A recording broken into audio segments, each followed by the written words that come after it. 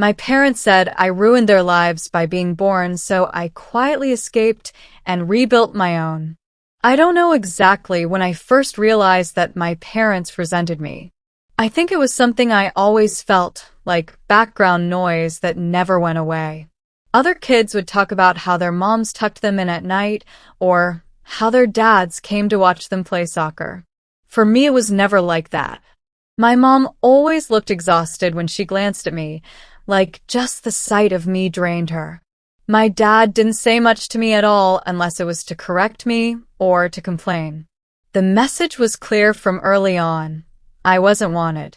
They used to tell me stories about how I wasn't planned, about how I messed up their plans for their 20s. They would say it like a joke, but the bitterness in their voices was obvious. I remember one night when I was maybe 9, I overheard them fighting in the kitchen. My mom said something like, "If we hadn't had her, we'd still have a life worth living." My dad just sighed and didn't argue. I was sitting on the stairs with tears running down my face, trying to stay quiet so they wouldn't know I heard. That sentence stayed with me like a scar.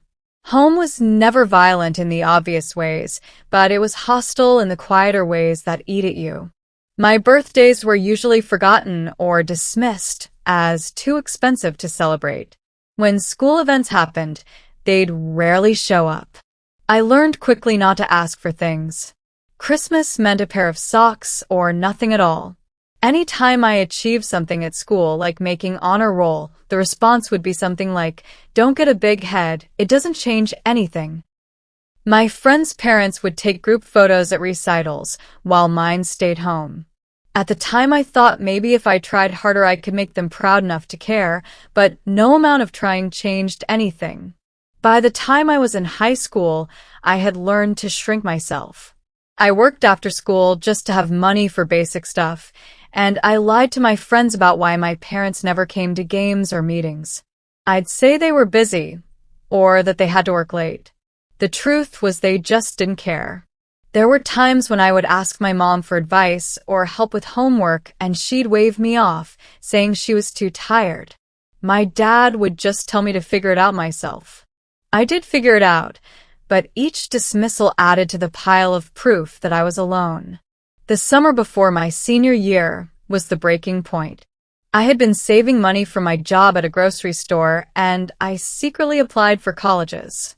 When the acceptance letters came, I hid them in my backpack. One afternoon, my mom went through my things and found them. She confronted me in the living room with the letters spread out on the coffee table. Instead of being proud, she was furious. She said I was ungrateful, that after everything they had sacrificed, I was just planning to run off. I wanted to scream that they had sacrificed nothing for me, that all they did was remind me I was a burden. But I stayed quiet, just nodding while she ranted. My dad sat in his recliner saying nothing as usual. That night, I made a decision. I wasn't going to keep begging for their love. I packed a small duffel with my clothes, my savings hidden in an envelope, and the college letters. I waited until they both went to sleep and slipped out. I got on a bus heading toward the campus of the college that had offered me a scholarship. I didn't even leave a note. Part of me wanted to, but I knew it would only give them one more reason to mock me. Starting over was terrifying. I moved into the dorm with nothing but the essentials. The first few months were hard because I had no safety net. When other students went home for breaks, I stayed on campus. I picked up shifts at the campus cafe and sometimes skipped meals to stretch money. But for the first time in my life, I felt like the air around me wasn't poisoned. No one looked at me like I was a mistake. I started building connections with classmates, and slowly friendships grew. It wasn't easy to unlearn the things my parents drilled into me. I carried guilt everywhere, convinced I really had ruined their lives. Therapy helped once I got the courage to try it. The counselor I saw through the college health center told me something I'll never forget. She said, "You didn't ask to be born, and you don't owe your parents for their choice to have you. That's on them, not you." Hearing that felt like someone had cracked a window in a stuffy room I'd been trapped in for years. Years passed, and I kept working, studying, and pushing myself. I graduated with a degree in education and eventually became a teacher. I chose that path partly because I wanted to be the adult I needed when I was a kid. Standing in front of a classroom, encouraging kids who maybe felt invisible, gave me a sense of purpose I never had at home. My parents tried to contact me a couple of times over the years, usually around holidays.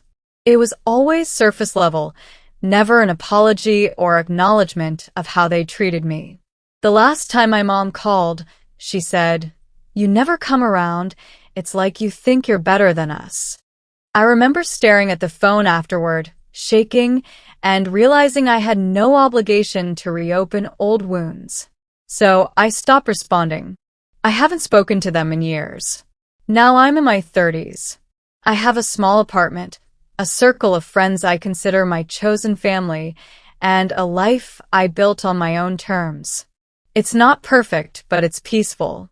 Sometimes I still wrestle with the echoes of their voices in my head, telling me I ruined everything. But I've come to understand that their bitterness was never really about me. It was about their own unfulfilled lives and choices they regretted. I was just the easiest target for their frustration.